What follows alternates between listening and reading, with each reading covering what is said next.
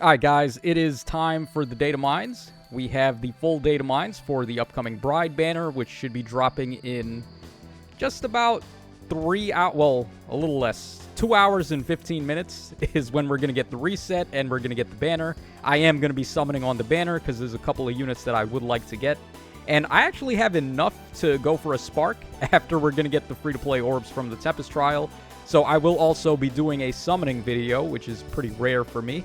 But why don't we start things off with the Hall of Forms units for this batch of Hall of Forms, and it looks like for this round, we are getting all of the Ice siblings from Book 2. So we have Summer Fiorm, we've got the Legendary Goonthro, we've got Legendary Hareed, and then we have Summer Yilger. All of these units kind of blow. I mean, there's really not much you can do with any of them. I guess Summer Fiorm is probably the most relevant out of the bunch, but even her, like, she's fallen on some pretty bad times. You can pick up good stuff for her in here, though. You could get Lagoo's Friend for her, which is pretty good. Combos nicely with her Frostbite Mirror or whatever Ice Mirror, whatever special it was called. It's going to work out pretty good there. So she would probably be the one to look out for, I would say. The two Legendary Heroes are just not it. They score way too low for Legendary Heroes. They don't have the pair-up skill, they don't have the dual skill to increase their BST, so both of them are a wash, I would have to say.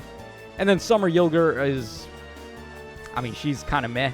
Like, what are you really going to do with her? As an infantry axe with a non-perf weapon, like, she's just not going to be the choice.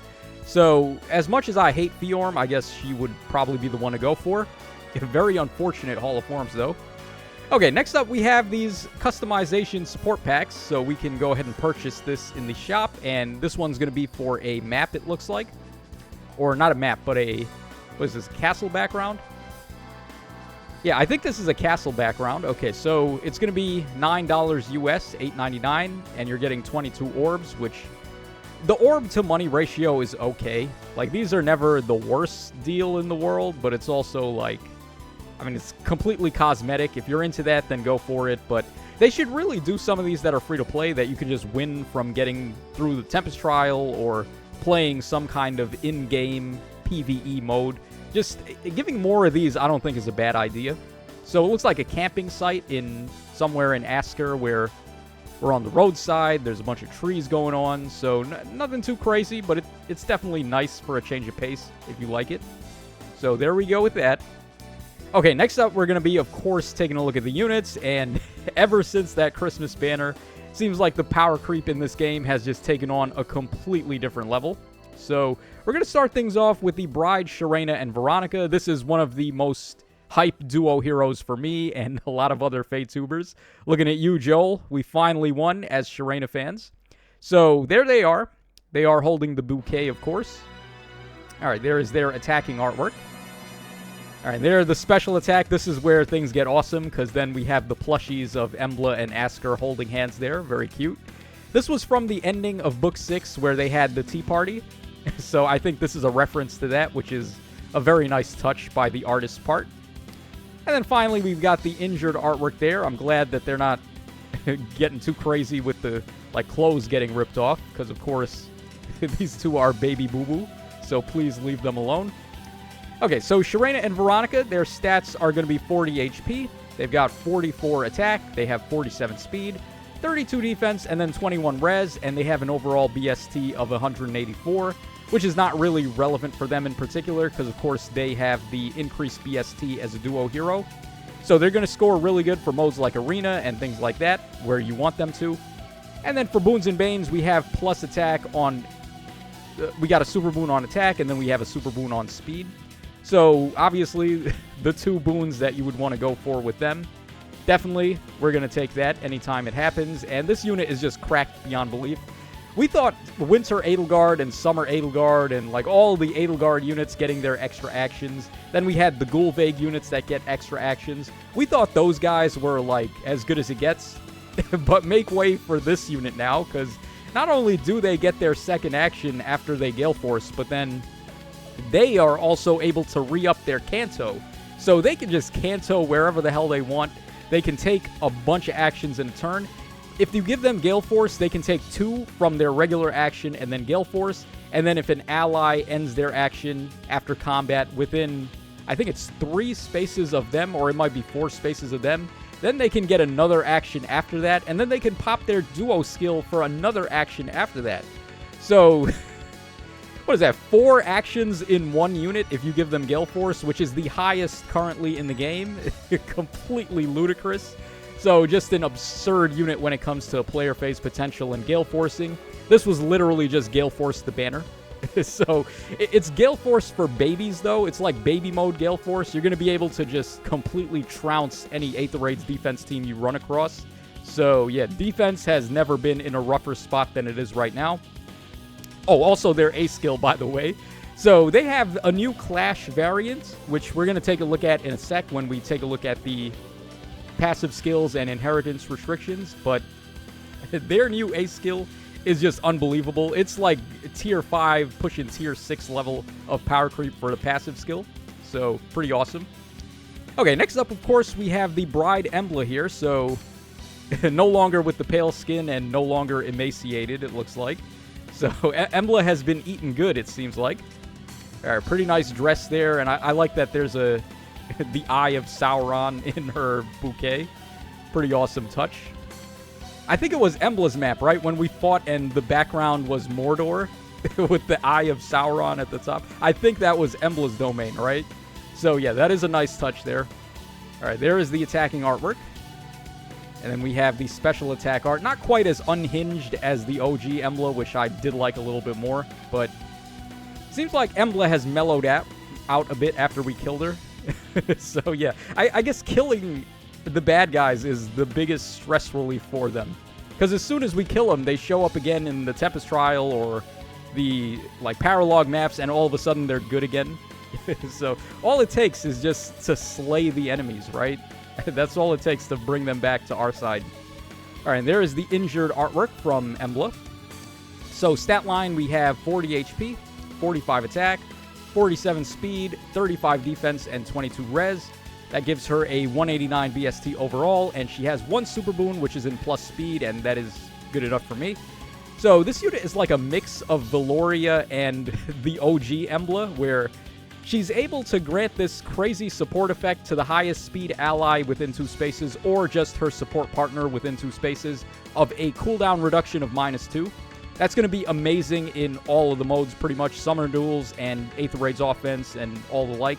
Anywhere where you're able to just cheese the hell out of special acceleration, which is pretty much the whole game for the most part. So, really awesome stuff there. And then also, she is just a premier Gale Forcer herself. She's a flying beast type, so she can move 3 spaces, and she flies over terrain. She also has Severance built into her C skill, so she can turn off enemy saves. The only way to protect yourself from that is to have King Freyr on the team.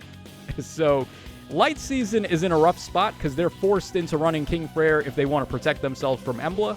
But King Freyr also tanks your defense score if you're running him on a defense team. So if you take a full loss, you're going to be losing quite a lot of lift from that. And I don't really think there's a way to have a successful defense that's just going to win every single fight now. So, like, it's going to be a pick your pony kind of thing. Would you rather, like, have a stronger defense, or would you rather just have an okay defense that's losing less lift? That's going to be up to you. But, yeah, I mean, player phase, Aether Raids offense, Severance is just nutty. I've been running Embla, like, all the time in Chaos Season where we're allowed to. So, yeah, I can speak from experience that defense teams without save skills are complete jokes. So, yeah, there we go with that. Okay, next up we have Lapis over here. So, Lapis, kind of the surprise unit of the banner. I wasn't expecting Lapis to be as insane as she is, but here is her artwork. All right, there she's got the big sword again. Another one of these smash weapons, but this one's not quite as big as the one from her, like, demote artwork. It would be interesting to get some smash weapons in the game, though. Just, like, maybe after combat you inflict smite on the enemy or, like, shove or something. Just for a nice change of pace. And there is the injured artwork from Lapis. Not my personal favorite character from Engage, but I know a lot of people like her, so there we go. So she's got 41 HP, 42 attack, 47 speed, 30 defense, and 24 res. She's got the same BST as Shireena with 184, and then she's got triple super boons on attack, speed, and res. All pretty decent. I mean, her res isn't really high enough to the point where the super boon would matter that much, but it is nice to pick up, I guess, if you want to go for it.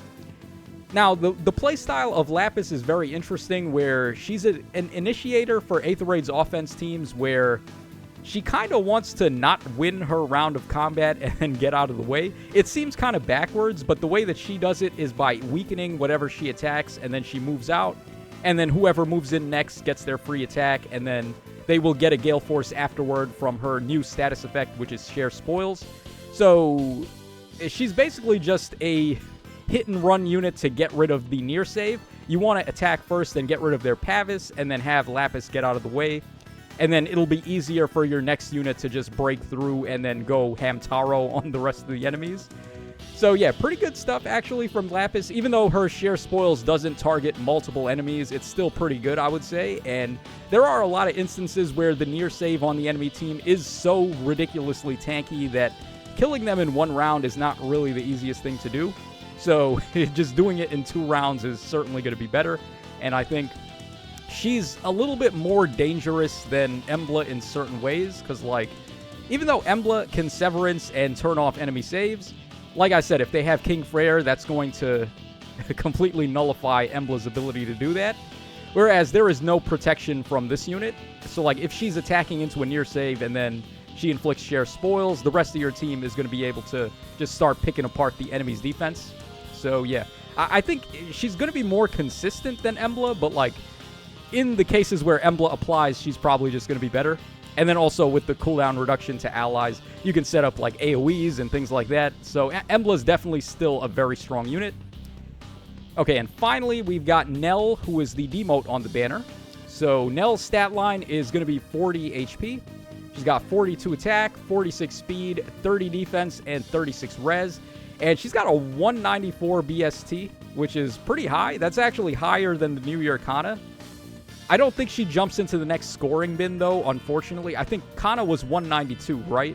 So even if both of them had their Super Boon intact, it wouldn't jump them up to the next scoring bin. So Nell is not going to outscore the New Year Kana, but she is a pretty solid unit statistically, and she's a green dragon type. So different colors for your units is always good if you want to mix it up. Whereas the New Year Kana is blue, and the male one was red on the banner. So there we go with that. She also has a Super Boon on speed. So this is going to be her neutral art right here. All right, there we got the special attack art. Kind of reminds me of Bride Ninian a little bit, where she's throwing the bouquet into the air there. All right, there is the special attack artwork. And finally, we got the injured artwork from Nell. I don't really know anything about Nell because I didn't get the DLC for Engage, but from what I've heard, she seems like a pretty cool unit. So shout-outs to Nell, of course. And as far as fodder is concerned, she's got a lot of good stuff for picking up. She has Counter Roar 3 and then Attack and Speed Scowl 3.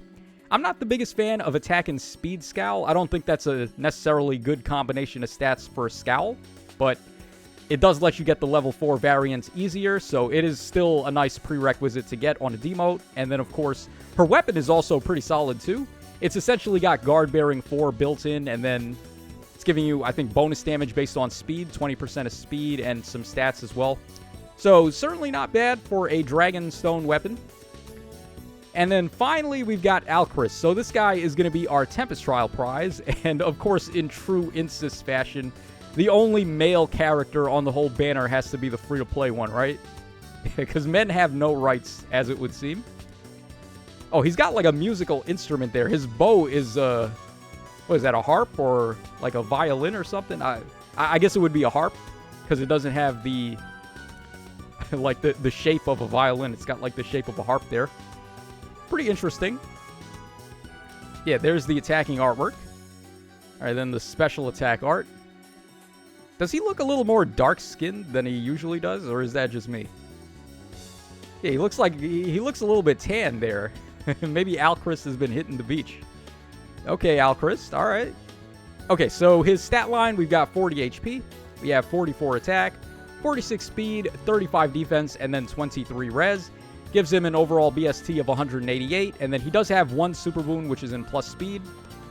Unfortunately for Alchrist, he lacks a perf weapon, and he is not going to outscore Cyril, so it seems like Cyril, once again, just the standout Grand Hero battle bow free-to-play build for scoring in Arena. I don't know what it is with Cyril, but he just lucked out big time, and he is still one of the better scoring options, I guess. But there we go for Alchrist. Kind of, we've been getting a little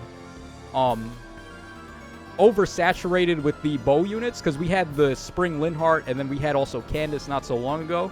So this is another bow hero that... I think we have enough free-to-play bow units, right? I think we could start getting some different types. Like, how about some more free-to-play beast units? I think that's what we really need, is some more beast types. Okay, so now let's go ahead and take a look at the inheritance restrictions for some of these skills. So, Attack and Speed Scout 3 is going to be a 4-star skill for Nell right there. Would have preferred to have Counter Roar as the 4-star, because I think this is better. Because, like I said, I'm not the biggest fan of Attack and Speed for Scowl as the stat split. I would rather just get, like, something that gives res, but it is what it is. Alright, and then for Alchrist, he's got Harp Bow, so it is a Harp, as I thought. 12 might, 2 range, effective against flying. If unit initiates combat, or if the foe's range is 2, grants all stats of 4 to unit, deals damage equal to 15% of speed, and reduces damage from foe's first attack by X% during combat. If it's if it's unit's first combat initiated by unit or first combat initiated by foe that turn, X is 60, otherwise X is 30. And then first attack includes brave attacks. So, yeah, pretty much is Guard Bearing 4 built into a bow, but with...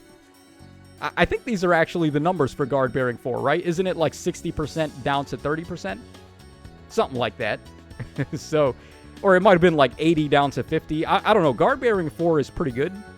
So it might be the same or it might be slightly worse. But there you go for that. Okay, and then his passives, we got Drawback. Oh, Bonus Doubler. Oh, that's pretty juicy for a demote.